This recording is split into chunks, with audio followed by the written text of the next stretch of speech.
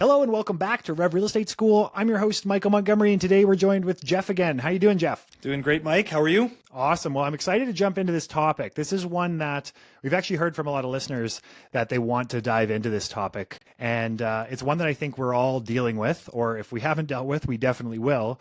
And it's this whole concept of rising interest rates and this objection behind, I'm not ready to buy right now because interest rates are too high, or because they think prices are going to come down due to interest rates. I think that's kind of a natural spin-off of this objection, is they think prices are going to come down. And then on top of that, we just have the folks that currently are living in a house and they think, okay, well, my home's worth 500. And if I had to go buy, I'd have to go buy another home that's 500. So it's kind of a lateral move. So does it even make sense for me to move? And it's kind of a tricky scenario. Have you found yourself dealing with this in the current market? Yeah, certainly.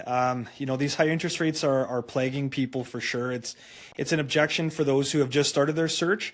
It's also been an objection for those who have had recent pre-approvals that have expired and now are seeing higher rates. So their affordability and their purchasing power drastically has decreased right in the middle of a process. So it's definitely a topic that needs to be addressed. And I think there's some really tactful ways as agents that we can do that. Totally.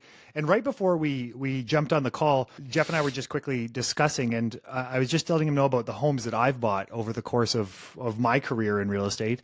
And when I think back to the homes that I purchased, almost every single one was purchased at what would be quote unquote considered the high end of the market. Like I almost feel like I'm bad luck sometimes because I would buy a property and then literally the year later, it would be worth less. And then, but I think about that over the course of time. Like I think of one where I bought at the height of our market, which was 2014, 2015, which was a very high time in our market. And then it dropped and I kind of felt like, oh man, the price went down, but I held on to the asset and now the asset's worth quite a bit more. So we kind of have this concept behind trying to time the market, and timing the market is impossible. Like nobody has ever been able to time the market. And there's this thing in stock investing, which is, it's not about timing the market, it's about time in the market, which I think can be extended to real estate too, because you don't actually gain or lose until you actually sell the asset, right?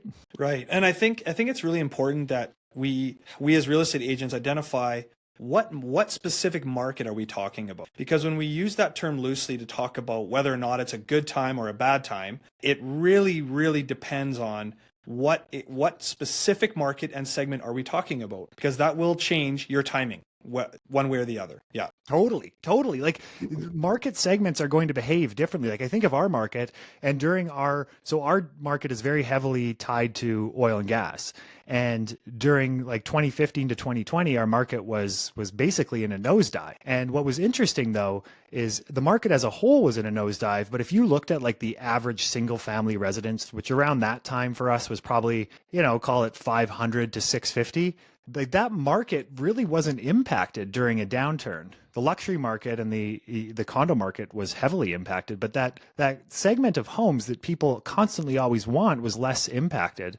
And so it's such a good point that you brought up, that we have to think of this in terms of micro markets, not just the whole macro what's going on. Right. And I think as we sort of talk about this objection, I think we need to look at it like any objection in real estate. And how do we first approach our clients with helping them sort through what it is they're feeling is hindering them from either buying or selling. And so one of the things we talked about just prior to the show here was, how do we ask the right questions?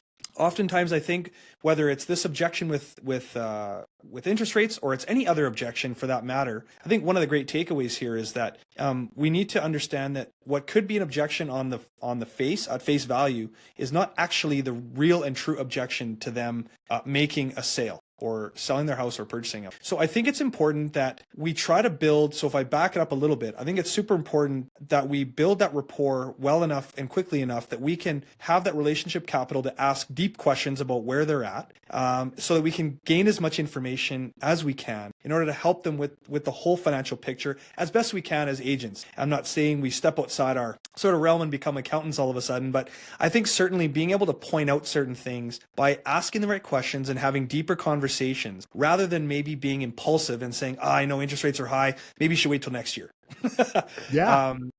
just to be nice or to be kind or to be accommodating, that may be the answer in some cases. But I think in many cases, and I think this is going to continue for the next number of months and possibly even over a year's time, we need to, I think, hone the skill of getting better at inquiring and investigating our client situations with that permission so that we can help overcome those objections. Totally. And like, it really comes down to one of the simplest questions, which is, why are you buying a house? Like, what is truly driving you to buy a house right now? Because I think that there's a really important distinction between buying a home for your personal residence and from a lifestyle perspective, and buying more from an investment perspective. And oftentimes buyers will confuse the two. They confuse their primary residence as being an investment. And realistically speaking, your primary residence is the roof over your head. Regardless of where you live, you need to pay for a roof over your head, whether you're renting, whether you're buying or anything. Your primary residence should be a little bit more attached to lifestyle and your requirements.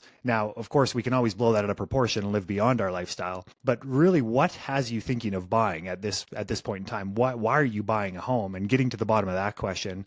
And then to take that one step further, I always like to ask these follow-up questions, because exactly what you're getting to, if they were to say, well, prices are too high right now, or interest rates are too high, I just like to ask the follow-up question, which is, can you tell me a little bit more about that? And trying to keep that very open-ended to keep them talking when they have an objection like that. Because a lot of times, like you said, like, objections many times can just be rooted in not understanding things. And sometimes we need to understand, because sometimes their objections are valid, and we need to also just support them on the decision not to buy, right? Like, there are times where it just doesn't make sense for them to buy, and we need to be able to support them in that too. But I think we need to get to the bottom of where these fears are coming from. Yeah, and I think what formulates an objection a lot of times is a false set of expectations. So, for example, if you have a client who's saying interest rates are too high, I'm not going to be able to afford what I want, find out what is it that they want. Because I think a lot of times when we say, listen, you can actually get a townhome with this, this, and this,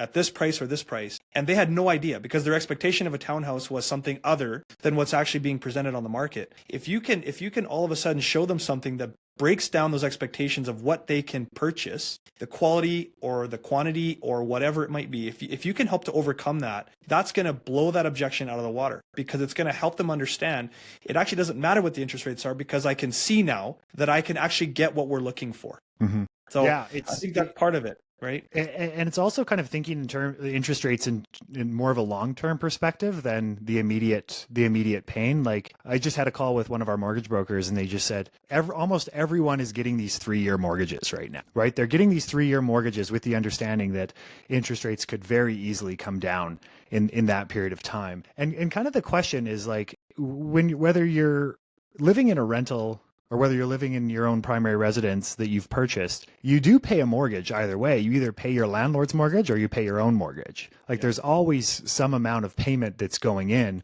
and it's which one of these makes the most sense for you from a lifestyle perspective as well. So along the same lines as what you were saying, I think that like, I had a client where he was faced with that decision, with whether or not to rent and pay someone else's mortgage or purchase at this higher interest rate. And he purchased something that wasn't ideally what he wanted when we first had our, initial consultation many, many, many months ago. But it was a house that he bought. And what we helped him understand was that this is a season, right? This wasn't as much as this was a primary residence for him, it wasn't a forever property, and that it was still advantageous for him financially to pay his own mortgage, even at a higher interest rate. And I think that's where we can talk about how things are still going to appreciate. But that was still a better decision. And it just helped to clarify, it helped to give him hope that this wasn't like an end-all be-all, but this was still the best scenario for him in that case. And that was good. What a cool way of thinking about that. I like how you frame that. Like, it's a season of life in many ways, right? Like, we all know that the majority of folks are going to stay in their home for 5 to 8 years. This isn't a lifelong decision. It's a decision to purchase versus rent in many ways, and that's kind of how you framed that. I really like how you did that. And I think specifically, I mean, in certain cases, perhaps you're maybe forced to sell for some reason. Maybe there's a death in the family. Maybe there's a breakdown of relationship. Maybe there's a number of things. It doesn't have to be completely hopeless. I think that's the important thing that to guide clients on, is that even though it may seem tricky to buy right now because of a high interest rate mortgage, it's still just a chapter. You don't have to feel trapped in that sort of, those 6% or those whatever forever. And I think helping people understand that and giving them that freedom, I think is really helpful. Yeah, yeah, absolutely, absolutely. You're kind of helping them make these decisions together. But I'm curious on your thoughts on this. One thing that I kind of think about with rising interest rates is it's not necessarily just the interest rate that I think concerns people. Generally speaking, it's the interest rate coupled with what that interest rate could do, which is decrease real estate prices over time, right? This inverse relationship between higher interest rates and lower real estate prices. So I sometimes wonder, is it just the cost of the mortgage, which I know is a pain for a lot of people, but there's the cost of the mortgage, but then there's also that fear that because of this, their asset's going to be worth less in a few years' time. And what are your thoughts between that dynamic? Do you think the objection is purely interest rate driven, like I don't want to pay X interest rate, or is it driven by because of this interest rate, I think my asset's going to be worth less in a few years' time? Or is it a combination? Yeah, that's a great question. I think the hope for most of the clients that I've dealt with, in this with this objection would say that they're hoping that this interest rate hike is as high, or even if it does increase, it doesn't go much higher, and we're hoping to see lower interest rates, which hopefully bring their property values. So I haven't personally run across too many where there's a major fear that their property value is going to decrease, particularly in our Calgary market. I'm not sure where we have listeners from all over the place, but in our particular market, there is such high demand regardless right now for many reasons that I don't think but necessarily there's a lot of people in our market that would be fearful that it may drop. I think we saw a blip earlier in the year, but it doesn't seem to be a trend that's scaring too many people. Maybe you've had different experience, Mike. Maybe you could speak to that too. I'm not sure. Well, I think that I think there is the initial pain of the interest rate, but there's the underlying fear that the rising interest rate is going to cause their asset to be worth less, which just, it adds one additional level of friction onto it all. So I'm not saying that one is more important than the other. I think they both have kind of an equal part in this. And, I think a lot of times demand is also driven by just the lack of supply that most markets are dealing with. And I mean, lack of supply and being supply constraint is driven by the fact that sellers aren't coming to market, and sellers aren't coming to market because they can't buy what they want to buy. So we kind of have this never ending domino effect of nothing happening, which means there's limited inventory, which means prices are going to remain where they are.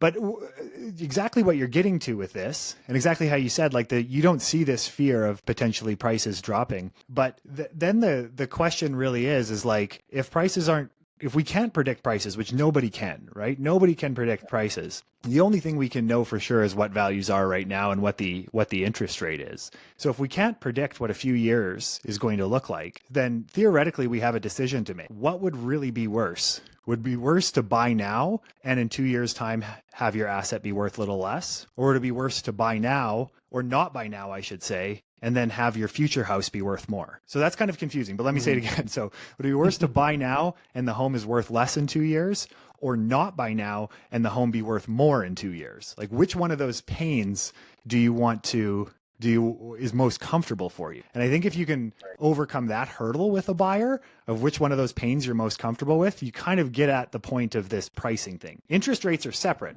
but this concept of your asset value potentially coming down, if it would be more painful to not buy now and see that house price worth 10% more in 2 years' time, then it might make sense to buy now. But if you'd be more pained by buying now and having your value decrease by 10% in 2 years' time, then you may want to hold off. But generally, because nobody's going to be able to predict that.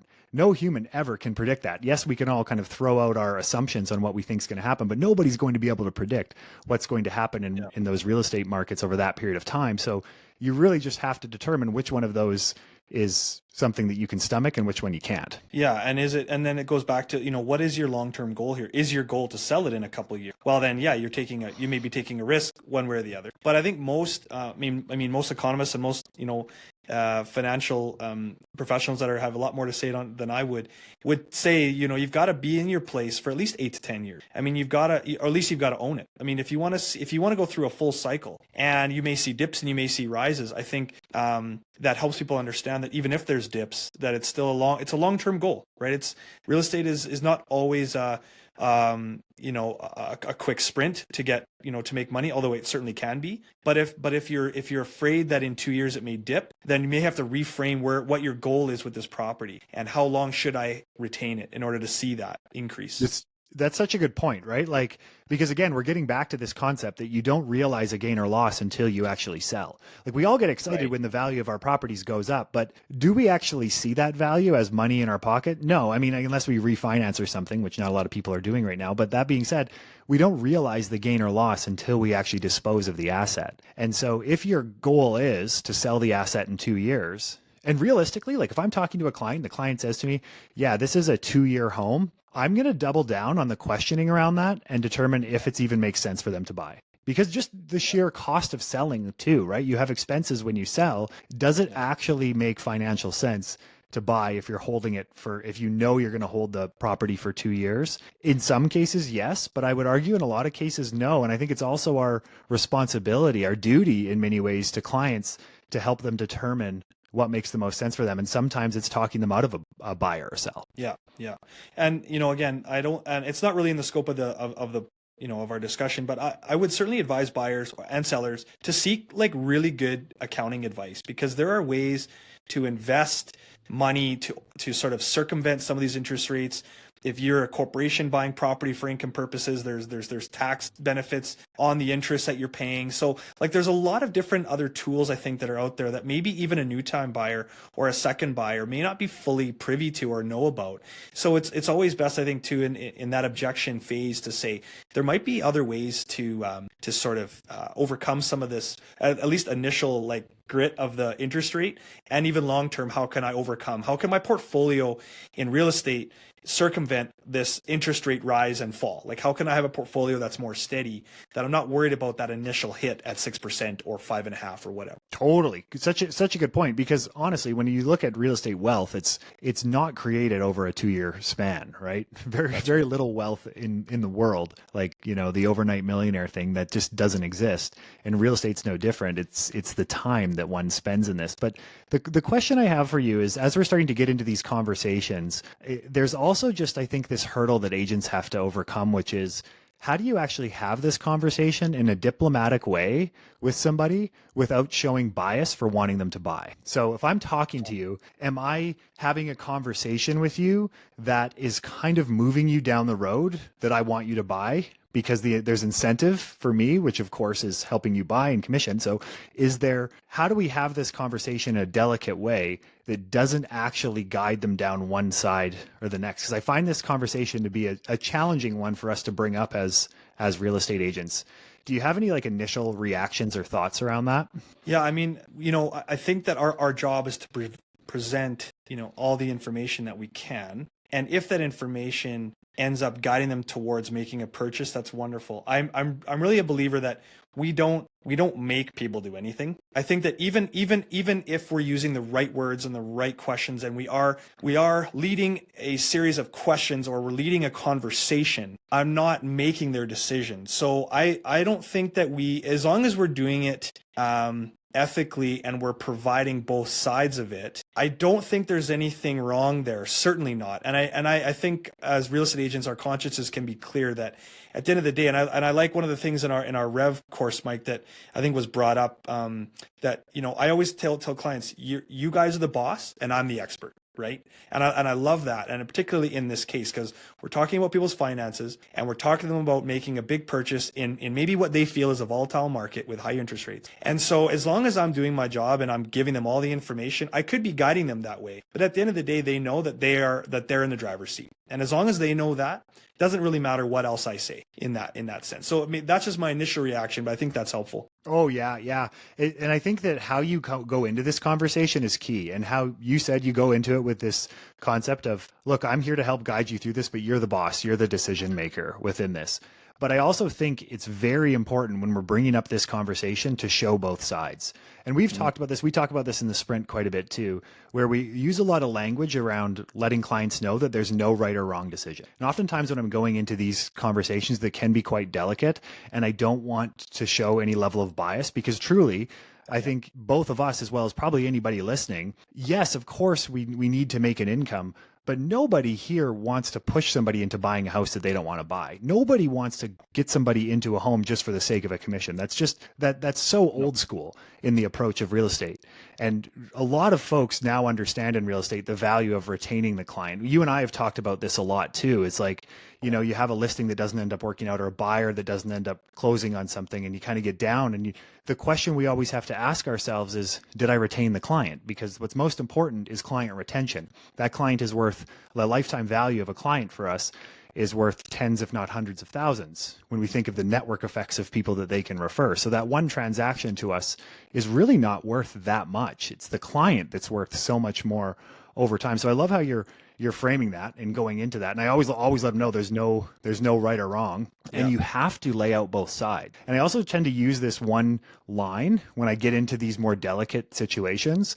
Instead of me trying to tell them anything, I always just say, can I bounce a few ideas off you? That tends to be my line to jump into this. And I let them know there's no right or wrong. And then from there, let's look at a few different options here. And let's look at the pros of buying now, and let's look at the cons of buying now. And just help them then make that decision ultimately for themselves. Yeah, and I kind of like to use, with a lot of clients, it's funny, I haven't used it in a while, but one of the ones I like to use is when I meet people for the first time or on our first consultation, I always say to them, it's like we're dating now. I'm going to get to know you. I'm going to get to know a little bit about your finances. I'm going to get to know a little bit about, and you're going to get to know about me and how I'm wired. And so that tends to break down the walls a little bit. And I think it just helps to, again, especially when we're talking interest rates and their investment portfolios and their assets and these very personal things. I think it's helpful if we're dating, because the point of dating is that we build a relationship. Totally. And so, I mean, I like to use that metaphor. I think it's pretty helpful. I get a good laugh out of it usually when I use it, and it's great, right? And so might get a few phone numbers out of that one too, Jeff. You might get a couple of phone numbers depending on the client.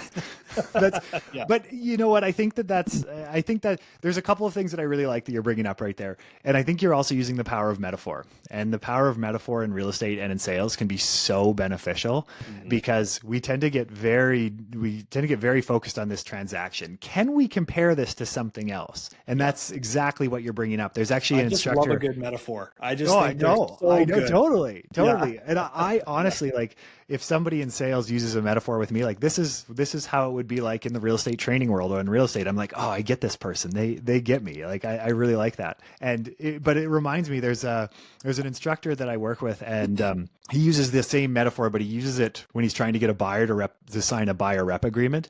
He says, look, if you don't sign this buyer rep agreement, we're kind of casual. We're kind of on again, off again, and I'm available when I'm available. And as soon as you sign this, we become a committed relationship. And at this point in time, I'm committed to you and you're committed to me.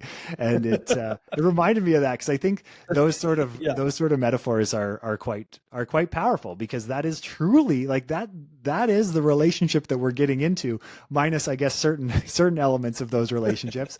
But there are a lot of private things that are shared between real estate agent and client. Well, there are, and I think it's not even, and it's about sharing private information, but it's just about them feeling that like they can trust you, right? And that's always the idea. And so let's talk about that, because I think that handling this objection also requires the trust. Because if the trust isn't there, no matter what it is that you say, and no matter which kind of smooth lines you want to use, it's going to fall on deaf ears. So how do we go about building the trust? And I think that you've already touched on this in a few different ways, but how do we actually start to build this trust so that when we have this conversation, this dialogue with them, they don't think that we're being biased in how we're directing them? Yeah. Well, I mean, I think first thing is that kind of trust isn't built overnight. That's the first thing I would say. So I think it takes time for you to be able to build that. But, for example, I had a client just call me the other day. She said, hey, Jeff, it's been a while since we chatted real estate. She's looking, her and her husband looking for a property. And she said, let's,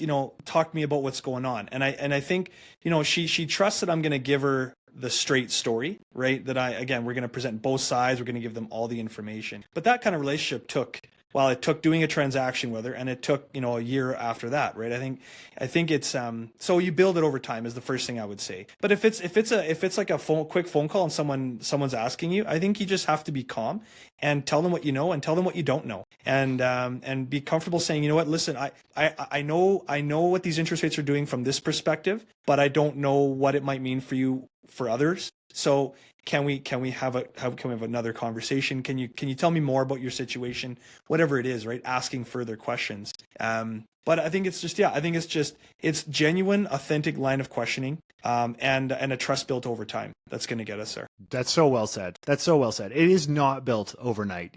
It's not built with any tricky scripting either. I think so many times we want to have like the perfect script for certain things, and trust isn't built through perfect scripting. Scripting is important to help guide our conversations, but it's not there to replace the need to actually connect with somebody. And I think that's such an important point. The other question that I think's worth us digging into, I'd love to know your thoughts on this, is with this objection, like we have covered kind of this nature of somebody buying into a high interest rate environment or potentially being concerned that the high interest rates are going to lead to lower asset values over time. But how do we handle that seller who is strapped for space and they don't want to sell because they don't want to end up having to buy in the current interest rate environment? And they're concerned that, they're making more of a lateral move, or they're just kind of stuck in their given home. And maybe there's not an actual direct response for this, but how do you think through that issue? Yeah, my knee-jerk reaction is to say there isn't one clear way out of that. I mean, the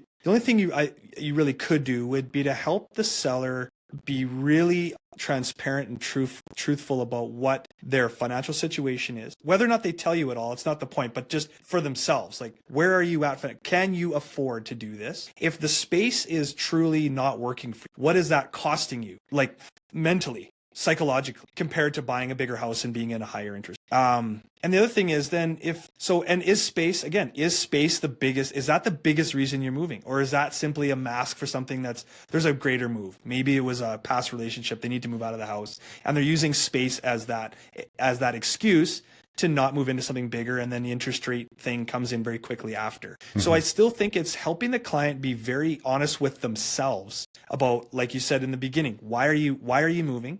For real, right? Like, why are you doing this? And what's the cost to you if you don't? Mentally, financially, whatever. And that might help just open up the conversation a bit further and get you a little bit further down the road. And whether or not that road ends and they don't, or they do, I think what you've just done there is you've helped them reach a conclusion that I think they will thank you for regardless. That you could not have said that any better. There's a cost to action and there's a cost to inaction. And so right. What is this costing you? Like, not in the financial terms. Yes, finances do play into this, but let's take that off the table. Like, what's the cost to you in staying in this home? And you're so right that sometimes these things aren't space. Sometimes it can be all sorts of things, from relationships to even like, somebody got a promotion and now they're at a VP level at a company and they don't feel like they're in a VP level house. Now that seems very trivial, but it's something that is a main reason why a lot of people will move too, of course, is just to keep up appearances too. So I think that's, even if they don't give you the answer directly, I think what you've done by doing that is you've allowed them time to really think through this in a more multifaceted way than just a one-dimensional. Do I need more space? You've opened up a spot in their brain to start thinking through this problem in a different light. And even if you don't get a response right away from that, you've caused conversation at a dinner table that's going to be very valuable. Yeah, and it shows. And I think whenever we ask that question, and it's in our listing presentation as part of the rev stuff, one of the questions is, what are you looking for out of a real estate agent? And when I ask that question, most people say an agent that looks after my best interests and our family's best interest. And so by opening those things up and by getting them to think for themselves, regardless of the outcome, you've shown that you care more about their situation than your own need to sell a house. Most people know you need to sell a house to make money. I mean, that's a given. But the less you can make it about yourself, I think the better. And that's where I think that trust is built, and they'll be very thankful. Totally. And your conversion rate shoots up too when you don't have that need. It always shoots up. One other thing is we did a little session yesterday and we were talking a little bit about buyer scripting. And within that, we do suggest that when you're doing a buyer presentation, you say, I never mean to be hard on a home, but my eyes are always drawn to negatives. And that one little line is this concept as well on the buying side, which is, I'm going to look out for your best interest. And you're saying, I never mean to be hard on a home. So you're kind of leading in with that, but my eyes are drawn to negatives. Your trust with the client is going to shoot up. But I think this one is one that requires a little bit more thought on their part. And I mean, I think that also sometimes people hear what's going on in the news, but they also need to look at their own personal circumstance, which means talking to a lender and talking to a mortgage broker. And let's truly determine the feasibility. Like even right now, if I was going to buy a house, I don't know what I'd be approved for. I don't know. I'd be kind of scared to go buy a house because I hear interest rates are really high. Would I even know what I'm approved for? I don't, and I'm in the industry. So I think even having that conversation, maybe it just puts us to bed, or maybe it opens up doors that we didn't know existed. Yeah, I think that's important for any sort of initial stages, getting them to do this fact finding, because I think that too often, clients will jump to the conclusion, they'll see it in the news, the high interest rates, and they'll see the fear, the fear in the whole thing, and instead of actually getting the facts straight about your own current situation first, I mean, that can help eliminate a ton of that anxiety and that stress that are keeping people from buying or selling and buying.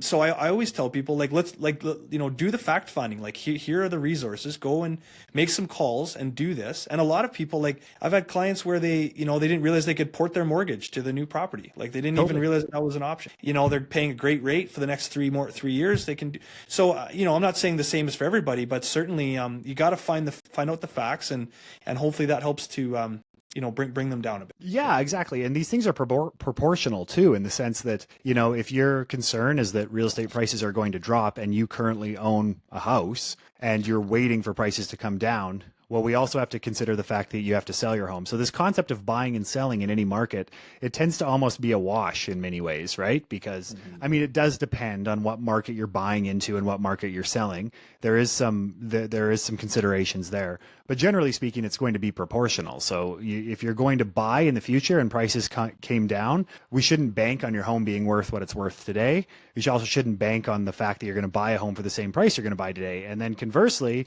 if prices go up, you're going to have to buy in at a higher rate, but you're also going to sell at a higher rate. So we just have to be comfortable with that dynamic. You're on two sides of the transaction when you're buying and selling. Yeah, that's right. Yeah. Totally Awesome. agree. Jeff, thank you so much. It's been a really good discussion. If anybody has any questions, feel free to reach out. This is an interesting objection, and it's one that does require, as Jeff was mentioning, a higher level of questioning. This isn't just your fees are too high. Even that requires a high level of questioning. We can get into that, but this is one that does require us to really unpack what this person is going through and what they're looking to do. I think it's really important for us to have the ability to ask questions when it comes to this objection in particular.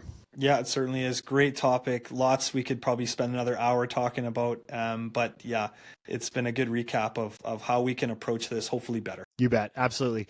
Thank you everybody for watching or listening. Remember, you can reach out anytime at revrealestateschool.com.